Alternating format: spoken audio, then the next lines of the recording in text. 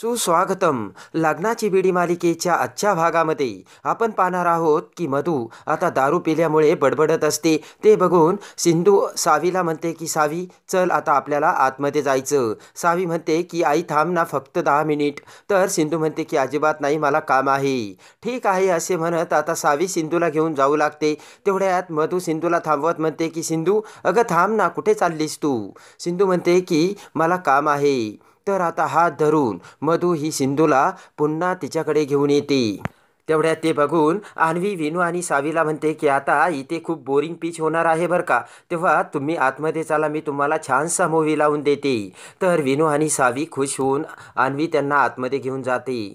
सिंधूचा हात धरून आता मधू ही सर्वांना सांगते की अटेन्शन एव्हरीबडी, आमच्याकडे डॉक्टर सिंधू सावंत ही खूप मोठ्या गेस्ट म्हणून आल्या आहेत. इकडे राजश्री रत्नाकरला म्हणते की अहो राणी बघा ना, एवढ्या पाहुण्यांसमोर आता आपली इज्जत जायची. रत्नाकर म्हणतो राजश्री मी बघतो, तू काही काळजी करू नकोस.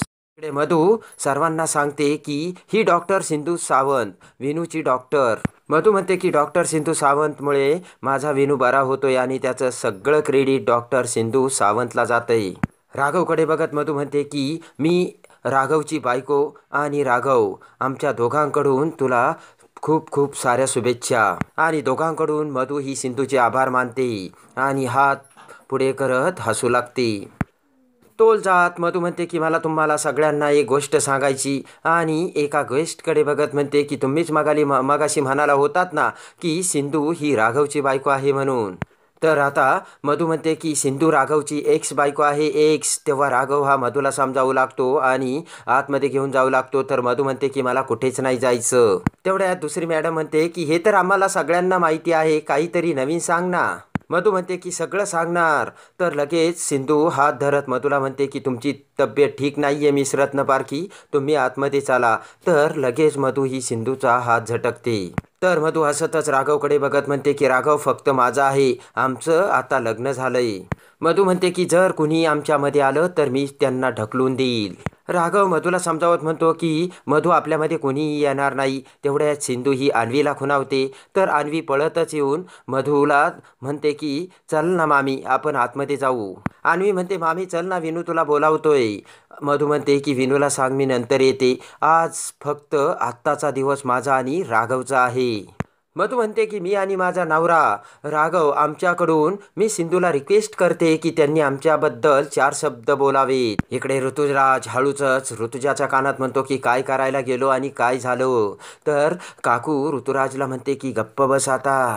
ऋतुजा म्हणते की आता आपलं रत्नपारख्यांचं नाक कापलं जाणार आहे सगळं. तर काकू म्हणते की राणी आता सिंधूला ज्या पद्धतीने बोलली ना त्याचा आता सिंधू वचपा काढणार. तेवढ्या तिकडे सिंधू मधूला म्हणते की congratulation Mrs and mister Ratnaparkhi, तुमचं मॅरिड लाईफ खूप आनंदाचं जावो. तुमच्या रिसेप्शनच्या केकसारख्या तुमच्या नात्याचा गोडवा कायम तुमच्यासोबत राहू द्या, असे आता सिंधू राघव आणि मधूला सांगत असते. तुम्ही made for each other couple आहात ना, तर तुमच्या या मॅरिड लाईफबद्दल मी खूप आनंदी असल्याचे आता सिंधू राघव आणि मधूला सांगते. आणि तुमचं मॅरिड लाईफ कायम आनंदी राहो असं मी देवाकडे प्रार्थना करील, असे आता सिंधू दोघांनाही सांगत असते. सिंधूचे ते बोलणे आणि वाक्य ऐकून लगेचच जमलेले ते सर्व लोक म्हणतात की खरंच सिंधूचं मन खूप मोठं आहे. तेवढ्यात हात वर करत बास बास असे म्हणत इथे तर वातावरण खूप सिरियस झालंय असे काकू आता सर्वांना बोलते. तर काकू म्हणते की हे सर्व घडत असताना पुष्कळ वेळ निघून गेला आणि आपल्या सर्वांना भानच नाही उरलं. काकू म्हणते की खूप उशीर झाला आहे आणि सर्वांना भुकाही लागल्या असतील, खाणं तयार आहे तर आपण जेवण करून घेऊयात ना. इकडे आता सर्वजण जेवायला गेल्यानंतर सिंधू काकूला म्हणते की मिस मधु रत्नपारख्यांची आज जी अवस्था झाली ना त्याला तुम्ही जबाबदार आहात काकू. हा प्रयोग तुम्हाला माझ्यावर करायचा होता ना. तर काकू म्हणते तुझ्याकडे काही पुरावा आहे का. सिंधू म्हणते की आहे ना, गुन्हेगाराचा चेहरा आणि त्याच्या चेहऱ्यावरचे हावभाव.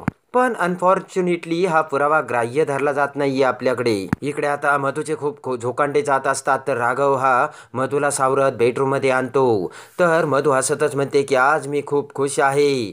तूही रे माझा मितवा, असे गाणे गुणगुणत आणि गिटार वाजवत तू माझ्यासाठी खूप काही केले Raghav. I am so happy असे म्हणत आता मधू ही कॉटवर पडते.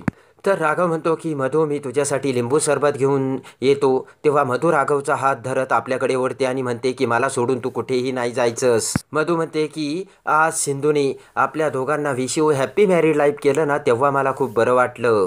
तर मधू म्हणते की तुला नाही आवडलं का? मी ते तुझ्या डोळ्यात बघितलं. मधू म्हणते की मला डोळे वाचता येतात राघव, आणि माझी मामा म्हणते की आपले डोळे कधीच खोटं बोलत नाहीत. आपण किती जरी खोटं बोलत असलो तरी आपले डोळे कधी खोटं बोलत नाही, असे आता मधू राघवला बोलते.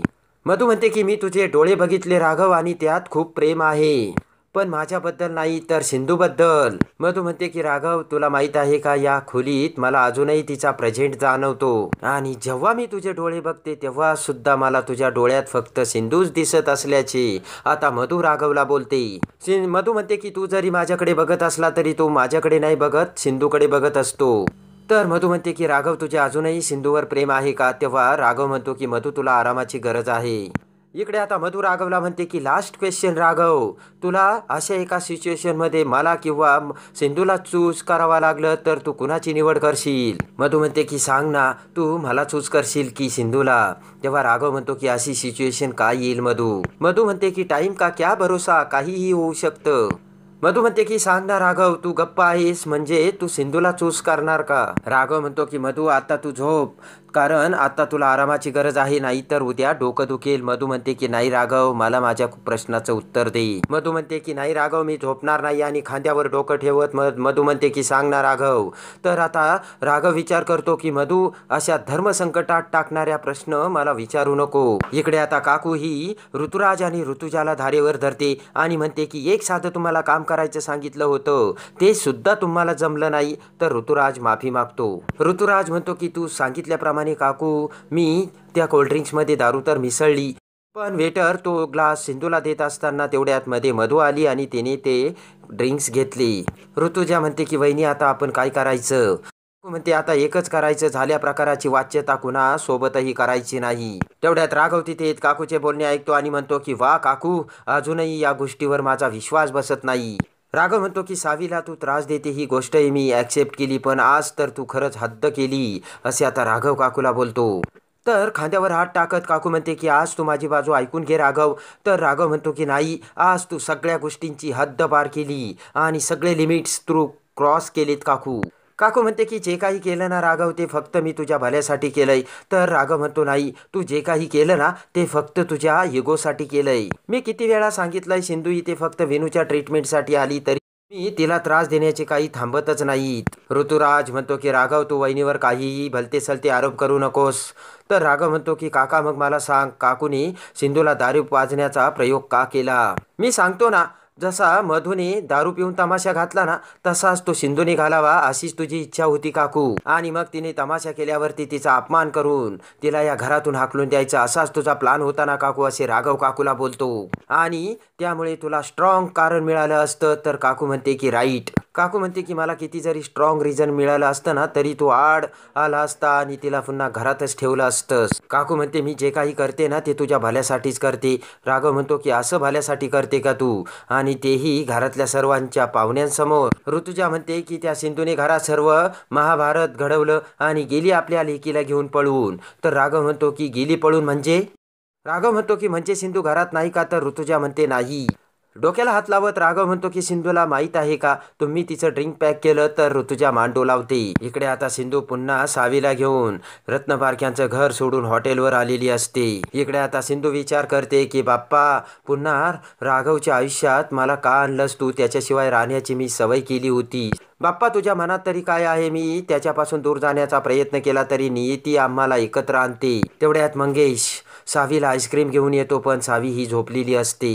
तर आता सिंधूच्या डोळ्यात पाणी आलेलं बघून मंगेश म्हणतो की सिंधू तू तर पुन्हा रडायला लागली, आणि तू जर मला सांगितलं नाही तर मला कसं कळेल? तेव्हा लगेच सिंधू मंगेशला सर्व हकीकत सांगते. म्हणते की राघव आता त्यांच्या आयुष्यात खूप पुढे निघून गेलेत. तर मंगेश म्हणतो की तुमच्या दोघांचं काय ते कळतच नाहीये. अगं तू विनूची ट्रीटमेंट बाहेरून सुद्धा करू शकतेस, पुण्यात एखादं घर भाड्याने घ्यायचंच ना, असे मंगेश सिंधूला बोलतो आणि सिंधूचा हात आपल्या हातात घेतो. पण तेवढ्यात पाठीमागून राघव तिथे आलेला असतो. मंगेशने सिंधूचा हात धरलेला बघून राघवच्या डोक्यात पूर्वीचे सर्व आठवतं. आपण सिंधूच्या घरी असताना सिंधू मंगेशला कशी जेवण वाढत होती, तर आता मंगेशचा हात धरून सिंधूने कशी त्याला बाहेर आणले होते हे सर्व राघवच्या डोळ्यासमोर येते. तर आता राघवने सुद्धा सिंधूला खांद्यावरती डवचून म्हटलेले असते की मला एक सांग, सावी कुणाची मुलगी आहे. तर सिंधूने सांगितलेले असते की सावी माझी मुलगी आहे. राघव म्हणतो की हे माझ्या प्रश्नाचं उत्तर नाही, तो माणूस कोण आहे असं आता राघवने सिंधूला विचारलेले असते. पण सिंधूने त्यावेळेस काही सांगितलेले नसते. हे सर्व राघवच्या आता डोळ्यासमोर येते. तर मंगेशची बाजू घेऊन मंगेशला जेव्हा वाटेल तेव्हा तो आम्हाला इथे भेटायला येईल हे आता सिंधूचे बोलणे देखील राघवला आठवतं. आणि ती सिच्युएशन बघून म्हणजे मंगेशचा सिंधूच्या हातातील हात बघून आता वाईट वाटून राघव त्या हॉटेलमधून निघून जातो. त्यानंतर आता राघव पुन्हा सिंधूकडे येतो. तर राघव म्हणतो की मला तुमच्याशी थोडं बोलायचंय. सिंधू म्हणते की आता तो विषय नको. तर राघव म्हणतो की ॲक्च्युली मधूने रिसेप्शनमध्ये तमाशा घातला. त्यानंतर ॲक्च्युली जेव्हा मी तुमच्यासाठी हॉटेलमध्ये आलो होतो ना, तेव्हा तुम्ही तुमच्या बरोबर तिथे बोलत होता आणि मला जे वाटलं तेच झाले. तुम्ही तुमच्या मित्राकडे गेला होतात. तर सिंधू म्हणते की तुमच्या घरच्यांनी मला तुमच्या रिसेप्शनला बोलावलं त्याबद्दल थँक्स. तर सिंधू म्हणते की गडबडीत तुमच्या दोघांसाठी गिफ्ट आणायचं राहूनच गेलं.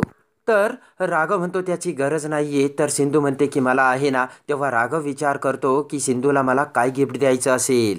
तर आता सिंधूच्या गिफ्टने राघवला सावी ही राघवची मुलगी असल्याचे सत्य आणि मंगेश हा सिंधूचा फक्त मित्र असल्याचे सत्य, दोघांपैकी एक सत्याचा कसा उलगडा होतो हे बघण्यासाठी आणि लग्नाची बेडी मालिकेच्या डेली अपडेटसाठी आपल्या चॅनलला लाईक करा, सबस्क्राईब करा.